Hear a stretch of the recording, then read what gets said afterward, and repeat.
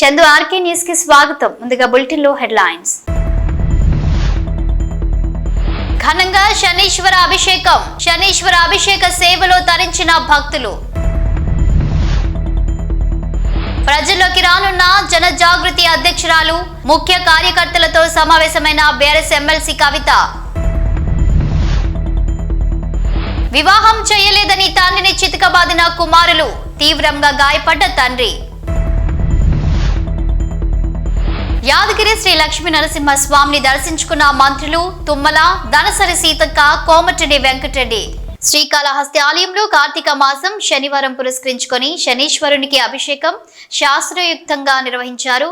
శనీశ్వర అభిషేకంలో అధిక మంది భక్తులు పాల్గొని శనిగ్రహ దోష నివారణ పూజలు జరిపించుకున్నారు. వివిధ ప్రాంతాల నుంచి వచ్చిన భక్తులు శనిగ్రహ కాల దోషం నుంచి విముక్తి కోసం శనీశ్వర కార్తీక మాసం శని అభిషేక సేవలో పాల్గొన్నారు.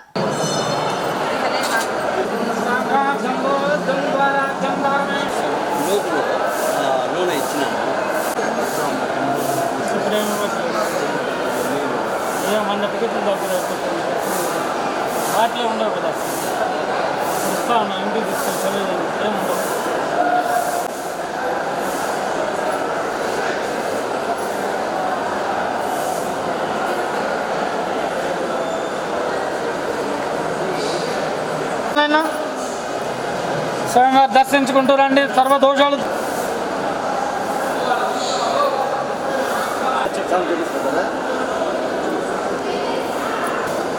రాజశేఖర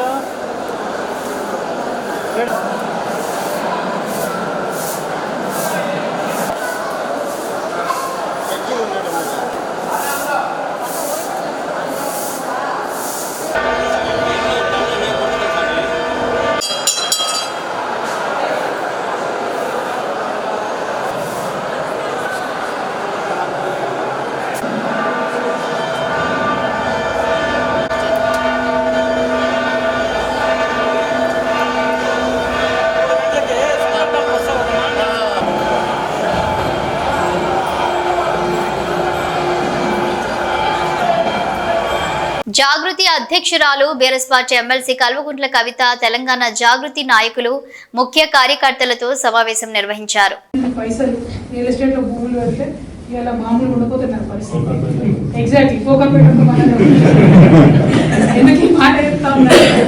ఎన్నడూ కూడా మనం డబ్బు గురించి ఆలోచించాలి. అధికారంలో ఉన్నప్పుడు కానీ లేనప్పుడు కానీ ఎప్పుడు కూడా ఎప్పుడైనా మరి ఆ దేవుడు నాకు ఎందుకట్లా పెట్టినా కానీ సమాజంలో జరుగుతున్నటువంటి అంశాలు ఎవడన్నా కొద్దిగా తక్కువ ఉన్నాడు ఉంటే వాడికి ఎట్లా సహాయం చేయాలి, ఎవరన్నా సమస్యలు ఉంటే వాళ్ళది ఏం సమస్య పరిష్కారం చేయాలన్నటువంటి థాట్ ప్రాసెసే ఉన్నది. అంటే మంచి జీవితం ఉన్నది, కంఫర్టబుల్ లైఫ్ ఉన్నది. ఆ తర్వాత జాగృతి స్టార్ట్ చేసినాం, బతుకమ్మ స్టార్ట్ చేసినాం. నాకు అది ఇప్పటికి గుర్తొస్తుంది. ఫస్ట్ బతుకమ్మ ట్యాంక్ బండ్ కాడ పెడితే 5:30 పోయి చూస్తున్నాం మేము, ఎవరైనా వస్తారా రారా, అసలు ఎవరైనా వచ్చేటోడు ఉన్నాడా లేదా, అసలు ఎంత కష్టపడ్డామో ఆ బతుకమ్మకు ఆ దేవుడికే తెలియాలి. ఇంకొక రోజు ఆదిలాబాద్ పోయినాం, మంచి లైవ్ యూనిట్ తీసుకొని పోయినా వాడు ఒక్కడి దిక్కులేడు, ఒక్క పురుగు లేడు. వివాహం చేయడం లేదని తండ్రిని రూమ్ లో బంధించి చితకబాదిన ఘటన కర్నూలు జిల్లా గోనెగండ్ల మండల కేంద్రంలో చోటు చేసుకుంది. మంతరాజు అనే వ్యక్తి కిరాణం షాపు పెట్టుకుని జీవనం సాగిస్తున్నాడు. ఆయనకు 2 కుమారులు, 2 కూతుళ్లు సంతానం. ఇందులో పెద్ద కూతురుకు వివాహం కాగా మరో ముగ్గురికి 40 ఏళ్లు దాటినా వివాహం చేయడం లేదని తండ్రి రాజుపై ఆగ్రహంతో ఉన్నారు. వివాహ విషయమై కుమారులు తండ్రి మధ్య మాట పెరగడంతో ఇంట్లో ఓ గదిలోకి తండ్రిని లాక్కొని కుమారులు నీలకంఠ, జగదీష్లు విచక్షణ రహితంగా కట్టెలతో తండ్రిపై దాడి చేసి 2 కాళ్లు విరగొట్టారు. వెంటనే ఆ అరుపులు విన్న చుట్టుపక్కల వాళ్ళు గమనించి రాజును వెంటనే ఆసుపత్రికి తరలించారు. పరిస్థితి విషమంగా ఉండడంతో మెరుగైన చికిత్స కొరకు కర్నూలుకు తరలించారు.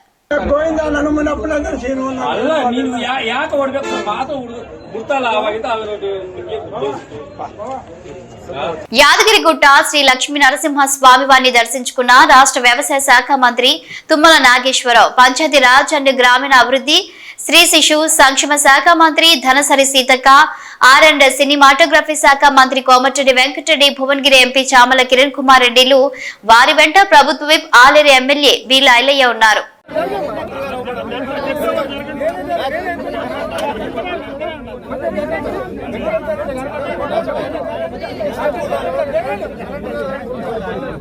Ayo.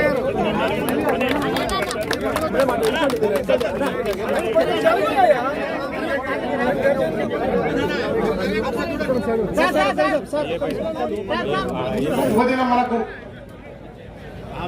ఎన్నో సంవత్సరాల కళ ఇలా పెద్దలు ఇన్ఛార్జ్ మంత్రివర్యులు సీనియర్ నాయకులు తుమ్మల నాగేశ్వరరావు గారు అదేవిధంగా తల్లి సోనియమ్మ మనకు తెలంగాణ ఇస్తే మనకి ఇంకొక అమ్మ మా తల్లి సీతక్క గారు వాళ్ళ శాఖ నుంచి ఆలేరు భోంగీరు జనగాం ప్రజలు తాగునీరుకి ఇబ్బంది పడొద్దని చెప్పి 210 కోట్లు శాంక్షన్ చేసిన ఘనత మా సీతక్క గారిని. ముఖ్యంగా ఈ శ్రమ వెనుక ఈ కష్టం వెనుక 210 కోట్లు రావడానికి ముఖ్య భూమిక పోషించినటువంటి తెలంగాణ ముద్దుబిడ్డ మా ప్రాంత అభివృద్ధి దాత పెద్దలు కోమటిరెడ్డి వెంకరెడ్డి గారికి నిజంగా కూడా 2 చేతులతో నమస్సుమాన్ని తెలియజేస్తున్నా అని చెప్పి మిమ్మల్ని ఆదర్శంగా తీసుకొని నిజంగా కూడా మీ ఇంప్రెషన్ తోటి నేను ఎమ్మెల్యేనాక మీరు ఈ ప్రాంతం మీద ప్రేమతోటి మా వెనుక ఆరోగ్యానికి కూడా మంచిది. సో అట్లా ఆ విధంగా మనకు త్వరలో కూడా మంచిది. సో అట్లా ఆ విధంగా మనకు త్వరలో పైప్ లైన్లు అయితే పూర్తి స్థాయి నీళ్లు వస్తాయి. మా కుటుంబంలో ఒక ముఖ్య కార్యక్రమం ఉండే, అది ముఖ్యం కాదు, ఇక్కడికి రావాలని ఇక్కడికి రావడం జరిగింది. అయితే ఇది ఎందుకు ముఖ్యమంటే గత 9-10 ఏళ్లకెళ్ళి టిఆర్ఎస్ ప్రభుత్వము అంతకుముందు 45,000 చేపట్టి ఏ ఊర్లో నీళ్లు సరిగ్గా రాలే, వస్తున్నాయా ఎక్కడైనా నీళ్లు సరిగ్గా చెప్పుకోలేకపోతున్నాం కదా. ఇలా 10 రోజులు 10 ఏళ్లలో రాని ముఖ్యమంత్రి ఈ రోజు సోషల్ మీడియా ప్లాట్ఫామ్ మీద మనం ఏం చేసినామని అడిగే పరిస్థితికి వచ్చింది వాళ్ళ అల్లుడు కొడుకు. ఇలా మన మీద చాలా బాధ్యత ఉంది. కిలోమీటర్లు 526 గ్రామాలు 3 నియోజకవర్గాలకు సురక్షితమైనటువంటి మంచినీరు అందించాలన్నటువంటి లక్ష్యంతో దీంట్లో ప్రధానంగా మరి వెంకటరమణ గారు ఎప్పటికప్పుడు వాస్తవానికి అటు ముఖ్యమంత్రి గారిని ఇటు నన్ను ఇటు ఈఎన్సీ గారిని వెంటబడి ఫాలో అప్ చేసి ఈ యొక్క కార్యక్రమాన్ని మొన్ననే వాస్తవానికి సీఎం గారి యొక్క బర్త్డే సందర్భంగానే అది ఓపెన్ కావాల్సింది ఉండే. సరే ఏదో ఆ రోజు అనుకోకుండా నేను అందుబాటులో లేను, కానీ లక్ష్మీనరసింహస్వామి చాలా రోజుల తర్వాత నన్ను ఇక్కడికి పిలిపించుకునేందుకు ఒక మంచి కార్యక్రమానికి నేను ఈ రోజు ఇక్కడికి రావడం జరిగింది. చాలా సంతోషం. అదే విధంగా ఇందాక వెంకటరెడ్డి అన్న గాని అదే విధంగా 2 ఎమ్మెల్యేలు కానీ ఎంపీ గారు చెప్పినట్టుగా తప్పకుండా మొన్న మేము అంటే మా శాఖ నుంచి 20 కోట్లు రిలీజ్ చేసినాం. దాంట్లో ఇంకా మిగతా పెండింగ్ ఏది ఉన్నాయో ఈ రోజు కానీ రేపు కానీ ఖచ్చితంగా మా ఈఎన్సీ గారిని పిలుచుకొని మన వెంకటరెడ్డి అన్నయ్య గారి కూడా ఉన్నాయి, అవి కూడా అన్ని క్లియర్ చేస్తామని తెలియజేస్తూ నాకు కూడా మరి అన్నగారు చాలా పెద్ద ఎత్తున నిధులు ఇవ్వడం జరిగింది.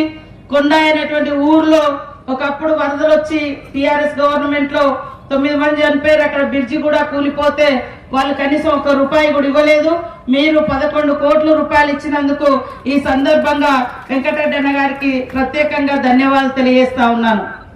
ఇంకా మా దగ్గర కూడా ఎందుకంటే దాదాపుగా 50-60 కోట్ల రూపాయలతో వారి యొక్క కార్యక్రమాలు నిర్వహించడం జరుగుతుంది. మారుమూల అటవీ ప్రాంతాల్లో రోడ్లు శాంక్షన్ చేయడం జరిగింది. కాబట్టి వారికి మా ములుగు నియోజకవర్గం తరఫున కూడా కృతజ్ఞతలు తెలియజేస్తూ ముఖ్యంగా ఇద్దరం కలిసి వచ్చేటువంటి 3-4 ఏళ్లలో 25,000 కోట్ల రూపాయలతోటి అటు R&B PR 2 కలిసి ప్రతి గ్రామానికి మరి లింక్ రోడ్స్ కానీ అదే విధంగా డబుల్ రోడ్స్ కానీ సింగిల్ రోడ్ కానీ ఇట్లా దశల వారీగా వేయాలని మరి మొన్ననే మంత్రివర్గ సమావేశంలో కూడా క్యాబినెట్ మీటింగ్ లో డిస్కషన్ చేయడం జరిగింది. అది కూడా ఖచ్చితంగా తొందరలోనే అమల్లోకి వస్తుందని తెలియజేస్తా ఉన్నాను. అదే కాకుండా కాంగ్రెస్ పార్టీ ఆనాటి నుంచి ఈనాటి వరకు చేసేది ఎక్కువ, చెప్పుకునేది తక్కువ. అవతల వాళ్ళేమో చేసేది తక్కువ, చెప్పుకునేది ఎక్కువ. కాబట్టి ఇందాక కిరణ్ గారు కానీ మన నాయకులు కానీ అదే బాధ. అరే మనము వాళ్ళు పదే అంటారు మార్పు వచ్చిందని అన్నారు, ఏమైంది కేసీఆర్ లేడు కదా ఏమైంది అని. కేసీఆర్ కంటే ఎక్కువ ఇవాళ 18,000 కోట్ల రూపాయలు 15-20 రోజులలో రైతు రుణమాఫీ చేసినాం. వాళ్ళు 21 లక్షల మందికి చేస్తే 21 లక్షల మందికి చేస్తే మనం 22-23 లక్షల మందికి చేసినాం 20 రోజులలో. వాళ్ళు కనీసం పేదింటి బిడ్డ ఉచితంగా ఎర్ర బస్సు ఎక్కలేని పరిస్థితి. ఎర్ర బస్సుల రేట్లు పెంచిర్రు, ఆర్టీసీ కార్మికులను అరిగోస పెట్టిర్రు. కానీ ఇవాళ ఉచితంగా ప్రతి మహిళ బస్ ఎక్కి అటు హాస్టల్లో ఉండే బిడ్డల దగ్గర కావచ్చు, షాపుల కాడి కావచ్చు, చదువులకు పోవడానికి కావచ్చు, లేదా ఇతరత వ్యాపారాల కోసం కావచ్చు మరి పోతా ఉన్నారు. అట్లా ప్రతి ఇంటి మహిళ కనీసం 3-4 వేలు నెలలో వాళ్ళకు ఆదా అవుతుంది. అదే కాకుండా కాంగ్రెస్ ఉన్నప్పుడు సోనియమ్మ గారు నాయకత్వంలో ఇదే వెంకటరెడ్డి అన్న వీళ్ళందరూ గవర్నమెంట్ లో ఉన్నప్పుడు 400-500 గ్యాస్ సిలిండర్ వచ్చేది. మరి టిఆర్ఎస్ హయాంలో 1200 పెంచారు. మరి కనీసం వాళ్ళకి ఆలోచన వచ్చిందా? అరే గ్యాస్ ధర తగ్గించాలనే ఆలోచన వచ్చిందా? పెంచిర్రు. ఇట్లా అదే ఇవాళ 100 ఎకరాల ఫామ్ హౌస్ల కాడ ఉన్నోళ్ళకి సరే ఫ్రీ కరెంట్ ఇచ్చిర్రు. కానీ అదే పేదింటి గుడిసెకు ₹1 అన్నా, 1 యూనిట్ అన్నా ఫ్రీగా ఇచ్చిర్రా నేను అడుగుతా ఉన్నా. అదే ఇవాళ రైతులకు ఫ్రీ కరెంట్ ఇస్తాను, ఊళ్ళల్లో భూమి లేనటువంటి నిర్వాసితులు పేదలు చెట్టు కింద ఉన్నా కూడా వెలుతురు కింద బతికే విధంగా ఫ్రీగా ఉచిత కరెంటు 200 యూనిట్ల కరెంట్ ఇస్తా ఉన్నాం. మరి ఇవన్నీ కాదా నేను అడుగుతా ఉన్నాం. ఏం తీసేసినాం? అదే విధంగా ఈ 6 నెలల్లో 52,000 పైగా ఉద్యోగాలు ఇచ్చినటువంటి ఘనత కాంగ్రెస్ ప్రభుత్వంది. నిన్ననే పోలీసులు కూడా దాదాపుగా 16,000 మంది పోలీసులు ఉద్యోగాల్లోకి వచ్చారు. నోటిఫికేషన్ ఇచ్చుడు, ఎగ్జామ్ రాయించుడు, ఎగ్జామ్ పేపర్ లీక్ అయిందని పక్కకు పడేసుడు, వాళ్ళని కోచింగ్ సెంటర్లో తిప్పుడు, నోటిఫికేషన్ ఇచ్చుడు, ఎదురు చూపించుడు. 2 ఏళ్ళు ఎదురు చూసిరు వాళ్ళైతే. కానీ మన గవర్నమెంట్ రాగానే సీఎం రేవంత్ రెడ్డి గారు 15 రోజులలోనే మరి వాళ్ళ క్లియర్ చేసిండు. ఇట్లా ఆగ్నేయ బంగాళాఖాతంలో నేడు అల్పపీడనం ఏర్పడి పశ్చిమ వాయవ్యంగా ప్రయాణించి సోమవారం నాటికి వాయుగుండంగా బలపడనుందని, ఆపై తుఫానుగా మారి నైరుతి బంగాళాఖాతంలోకి ప్రవేశిస్తుందని ఐఎండీ ప్రకటించింది. ఫలితంగా దక్షిణ కోస్తా రాయలసీమలోని పలు ప్రాంతాల్లో భారీ వర్షాలు, మరోవైపు ఉత్తరం నుంచి వీచే గాలుల ప్రభావంతో కోస్తాంధ్రలో చలి తీవ్రత పెరగనున్నాయని ఐఎండీ ప్రకటన జారీ చేసింది.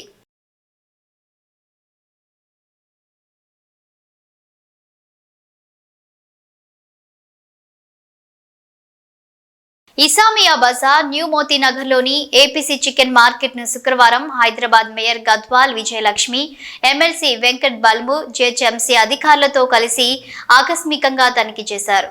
ఈ తనిఖీలో తీవ్రమైన అపరిశుభ్రత, దుర్వాసన మరియు కలుషితమైన మరియు నాసి రకం మాంసం విక్రయిస్తున్నట్లు అవగతమైంది. దీంతో నిర్వాహకులపై ఆగ్రహం వ్యక్తం చేశారు మేయర్ గద్వాల్ విజయలక్ష్మి. అపరిశుభ్రమైన మాంసాహార ఉత్పత్తులను విక్రయించకుండా హెచ్చరిస్తూ ప్రజా ఆరోగ్యానికి సంబంధించిన ప్రమాణాలను నొక్కి చెప్పారు. మార్కెట్ ను వెంటనే మూసివేయాలని జోనల్ కమిషనర్ ను ఆమె ఆదేశించారు. మరియు ఎంటమాలజీ, శానిటేషన్ టీంల సమన్వయంతో ఆ ప్రాంతాన్ని శుభ్రం చేసి క్రిమి సంహారక చేయాలని వైద్యాధికారిని ఆదేశించారు. శ్రీకాళహస్తి కలంకారి కళాకారుడు వేలాయుధం శ్రీనివాసులు రెడ్డి తన ప్రతిభను మరోసారి చాటుకున్నారు. ముఖ్యమంత్రి నారా చంద్రబాబు నాయుడుపై ఆయన కలంకారీ చిత్ర రూపంలో తీర్చిదిద్ది కలంకారిలో ముఖ్యమంత్రి చంద్రబాబు నాయుడు చిత్రపటాన్ని చిత్రీకరించారు. దానిని నేడు శ్రీకాళహస్తి ఎమ్మెల్యే బొజ్జల సుధీర్ రెడ్డి మరియు కలంకారీలో అత్యుత్త ప్రతిష్టాత్మకమైన శిల్పగురు అవార్డు గ్రహీత వేలాయుధం శ్రీనివాసులు సంయుక్తంగా ముఖ్యమంత్రి నారా చంద్రబాబు నాయుడుకి కలంకారీ చిత్రపటాన్ని విజయవాడలో అందజేశారు. ఈ సందర్భంగా వేలాయుధం శ్రీనివాసులు మాట్లాడుతూ తాను దాదాపుగా 40 ఏళ్లుగా కలంకారీ కళ్ళతో అనేక రకాలైన చిత్రాలను గీసి కేంద్ర రాష్ట్ర ప్రభుత్వాల వద్ద అనేక ప్రశంసలు పొంది కలంకారీలో అత్యున్నతమైన శిల్పగురు అవార్డు పొందానని, అయితే తనకు ముఖ్యమంత్రి నారా చంద్రబాబు నాయుడు మీద ఉన్న అభిమానంతో ఆయన చిత్రాన్ని కలంకారీ కళగా చిత్రీకరించి నేడు విజయవాడలో శ్రీకాళహస్తి శాసన సభ్యులు బొజ్జల సుధీర్ రెడ్డి చేతుల మీదుగా ముఖ్యమంత్రి నారా చంద్రబాబు నాయుడికి అందించామని తెలిపారు.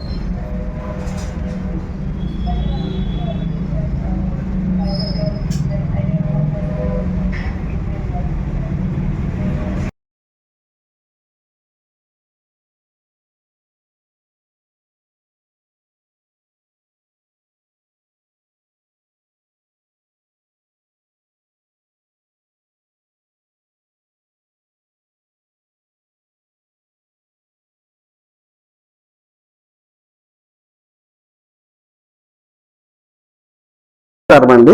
నా పేరు వేలాయుధం శ్రీనివాసరెడ్డి. నేను ఈ కలంకారీ కళలను 42 సంవత్సరాలుగా చేస్తూ జీవిస్తున్నాను. నాకు మాన్యశ్రీ మన ముఖ్యమంత్రి చంద్రబాబు నాయుడు మీద అభిమానంతో ఒక కలంకారీ కళను ఆయనని గీయాలని అనుకుంటూ వచ్చాను. అది నేను ఈ రోజుకి తయారు చేశాను. మన ఎమ్మెల్యే సుధీర్ రెడ్డి గారి ద్వారా మన చంద్రబాబు నాయుడు గారికి ఆ చిత్రాన్ని అసెంబ్లీ సమావేశాల అనంతరము ఆయనకి ఇప్పుడు ఇస్తున్నాను. ఈ చిత్రాన్ని చూసి మన చంద్రబాబు నాయుడు గారు చాలా సంతోషించారు. దానితో పాటు నాకు జాతీయ స్థాయిలో శిల్పగురు అవార్డు వచ్చింది కూడా చూపించాను. ఆయన చాలా ఆనందపడ్డారు. ఆయనకు నేను ఈ ముఖ చిత్రాన్ని ఇచ్చినందుకు చాలా సంతోషిస్తున్నాను.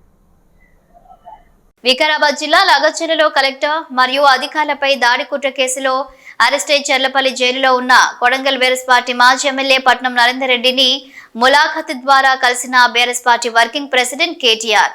అనంతరం మీడియాతో మాట్లాడుతూ కొడంగల్ నుండి కొండారెడ్డిపల్లి దాకా కాంగ్రెస్ ప్రభుత్వం అరాచకాలు చేస్తుందని అన్నారు. భూ కుంభకోణాలు, ఫార్మా కంపెనీల పేరుతో చేస్తున్న దౌర్జన్యాలు, పేద గిరిజన వారి కుటుంబాల మీద అర్ధరాత్రి బందిపోట్లను పట్టుకొని పోయినట్లు పోలీసులు పోయారని మండిపడ్డారు.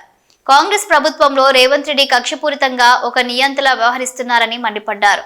నువ్వు చక్రవర్తివి కావు, నీ పాపాలు త్వరలో పండుతాయని ప్రజలు గమనిస్తున్నారని అన్నారు. పట్నం నరేందర్ రెడ్డితో మాట్లాడితే, నా గురించి కాదు, ఇందులో సంబంధం లేని 30 మందికి పైగా పేద రైతులను ఇబ్బంది పెడుతున్నారని, వారికి అండగా ఉండాలని అన్నారు. రేవంత్ రెడ్డి, నువ్వు ఆడింది ఆట పాడిందే పాట అంటే ఇక్కడ ఎవరు చూస్తూ ఊరుకోరని అన్నారు. బీఆర్ఎస్ కార్యకర్తలకు అనుక్షణం అండగా ఉంటానని ఈ సందర్భంగా అన్నారు. అక్రమంగా కేసులు పెట్టిన 30కి పైగా రైతులకు, వారి కుటుంబాలకు కేసీఆర్ అండగా ఉంటాడని కేటీఆర్ అన్నారు. సెంట్రల్ జైల్లో ఉన్న మా నాయకుడు, మా సోదరుడు, కొడంగల్ మాజీ శాసనసభ్యుడు,